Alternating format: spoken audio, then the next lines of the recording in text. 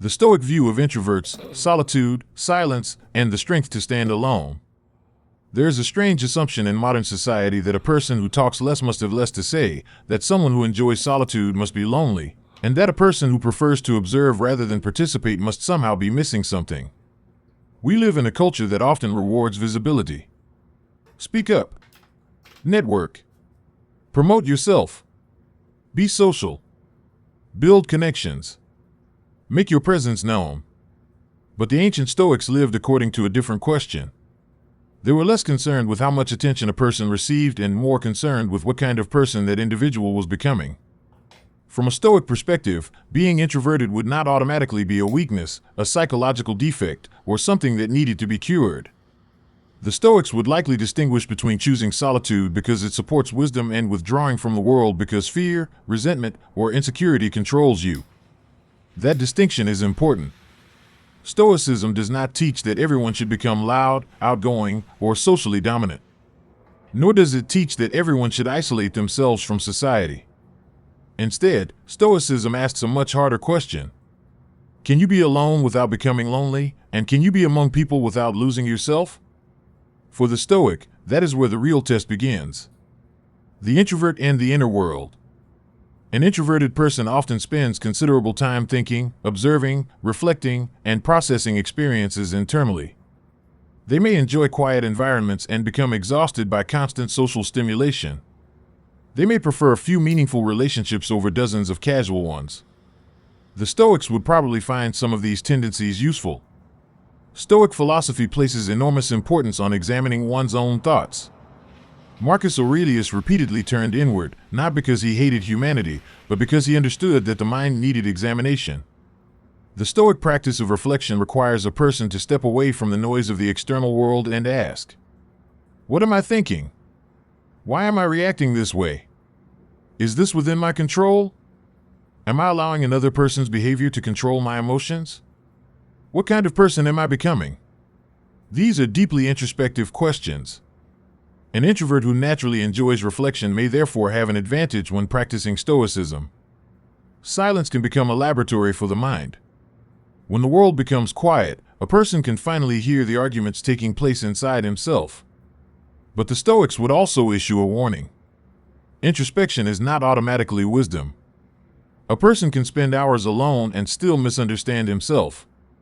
Solitude can produce wisdom, but it can also produce rumination, resentment, fantasy, paranoia, and self-absorption. The Stoic would therefore ask not, "Do you spend a lot of time alone?" The better question would be, "What happens to you when you are alone?" Solitude is not the same as isolation. This distinction would be extremely important to Stoic philosophy. Solitude can be voluntary.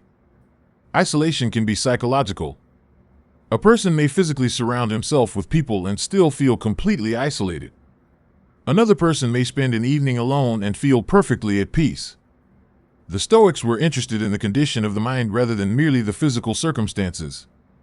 A person sitting alone in a quiet room could be more socially healthy than someone desperately surrounding himself with people because he cannot tolerate his own thoughts. The Stoic might say that the problem is not being alone. The problem is being unable to be at peace with yourself. This is why solitude can become a form of strength. If you require constant attention from other people to feel valuable, your emotional stability has been placed in somebody else's hands. But if you can sit quietly with yourself, entertain your own thoughts, examine your mistakes, and remain emotionally grounded without applause, you have developed a certain independence. That independence would have appealed strongly to the Stoics. Marcus Aurelius and the discipline of withdrawal. Marcus Aurelius was an emperor surrounded by people. He had political responsibilities, military responsibilities, family obligations, enemies, advisors, soldiers, servants, and citizens constantly demanding his attention. Yet throughout his private writings, he repeatedly reminded himself to retreat inward. Not permanently. Not physically. Mentally. There's a profound Stoic lesson here for introverts. You do not necessarily need to escape society to find peace.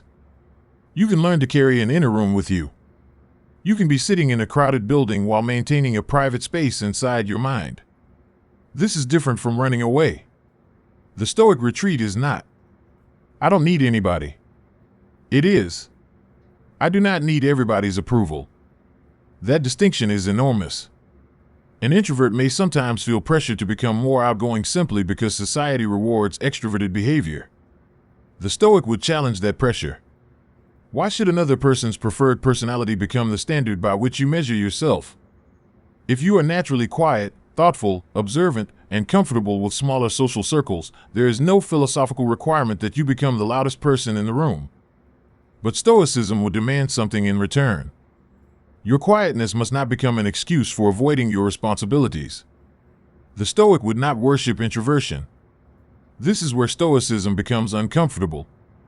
It would be easy to turn introversion into another identity to protect. I am an introvert. Therefore, I don't have to socialize. I don't have to speak. I don't have to meet new people. I don't have to take risks. I don't have to participate. The Stoic would challenge that reasoning. Stoicism is not about protecting your comfort. It is about developing virtue. If speaking publicly is necessary to defend someone, speak. If meeting people is necessary to accomplish an important responsibility, meet them. If a difficult conversation must happen, have it. If leadership is required, lead. If society needs your contribution, contribute. The Stoic does not ask, what feels comfortable? The Stoic asks, what is my duty? This is where introversion and Stoicism intersect in a fascinating way. Introversion may describe your temperament. It does not define your obligations. You can be quiet and courageous. You can be reserved and socially responsible. You can dislike crowds and still serve humanity. You can enjoy solitude and still love people. The Stoic view of social approval. One of the greatest dangers for an introvert may actually be the same danger faced by an extrovert. Living according to the opinions of others. The extrovert may chase attention. The introvert may avoid judgment. At first glance, these appear to be opposites. Psychologically, they can come from the same place. Both can be forms of dependence on external approval. The extrovert may say, look at me.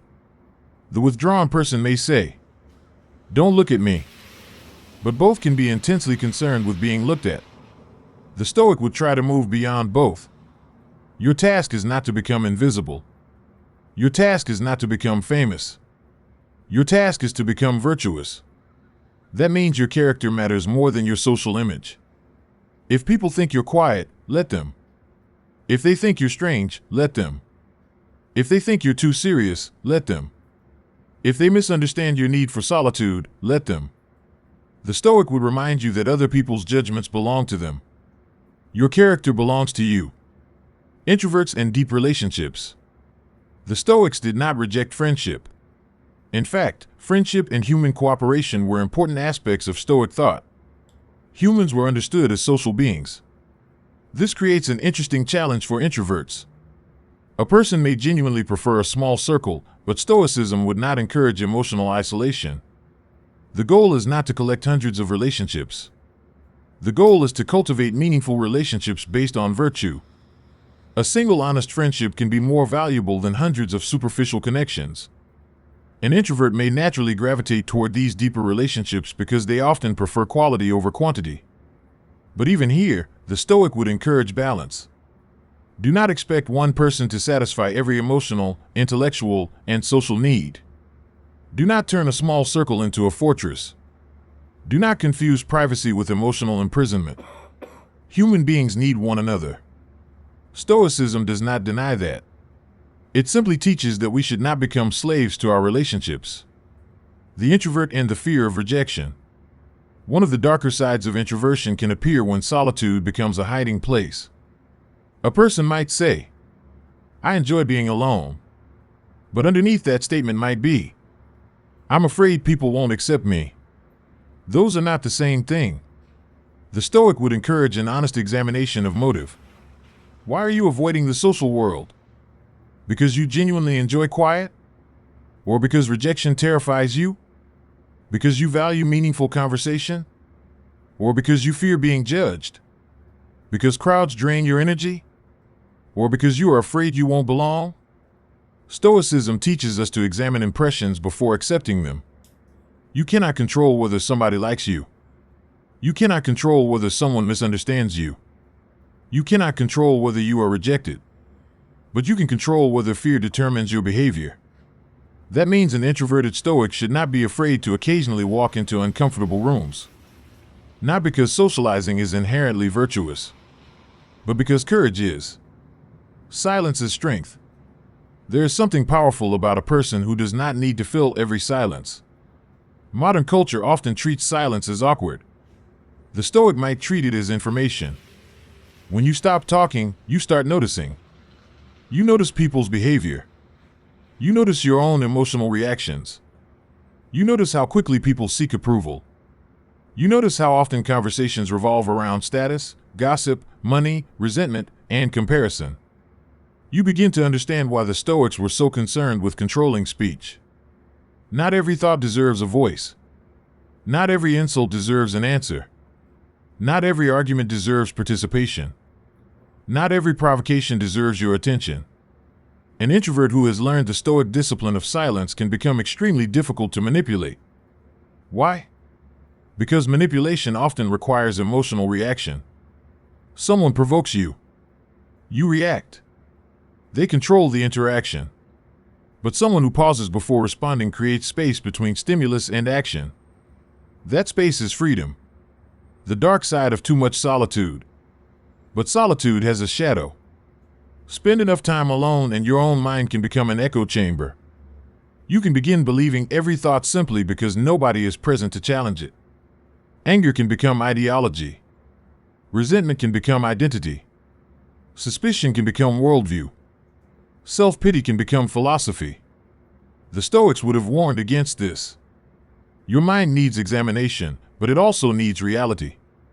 Other people can challenge your assumptions. Friendship can expose your blind spots. Conversation can reveal contradictions in your thinking. Society can provide opportunities to practice patience, tolerance, courage, generosity, and justice. And those virtues cannot be developed entirely in isolation. You cannot practice patience without people testing your patience. You cannot practice forgiveness without somebody giving you something to forgive. You cannot practice tolerance without encountering people who think differently. You cannot practice courage if you never enter situations that frighten you. Therefore, the Stoic does not escape humanity. Humanity becomes the training ground. Introversion and the Stoic idea of nature. The Stoics believed that human beings should live according to nature. This does not mean do whatever feels natural. It means living according to reason and recognizing our fundamental nature as human beings. And humans are social creatures. We are born into families. We depend upon communities. We cooperate. We communicate. We teach. We protect. We build. We share knowledge. The Stoic therefore cannot use introversion as an argument against human connection. Being introverted may influence how you participate in society. It does not remove your responsibility towards society. You might contribute quietly. You might mentor one person rather than entertain a crowd. You might create rather than perform. You might listen rather than dominate conversations. You might serve behind the scenes. There are many ways to participate in the human community. Stoicism is not asking you to become someone else. It is asking you to become useful. The quiet person and the ego. There's another lesson here. Introversion can sometimes become part of the ego. A person may secretly think, I am deeper than these people. I don't waste my time talking. I don't need shallow people. I'm more intelligent because I prefer solitude. The Stoic would immediately recognize the danger.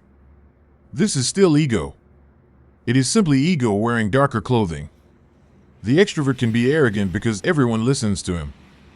The introvert can be arrogant because he believes he is above everyone else. Both are traps. Stoicism demands humility. You may be quiet without being superior. You may be intelligent without being wiser than everyone.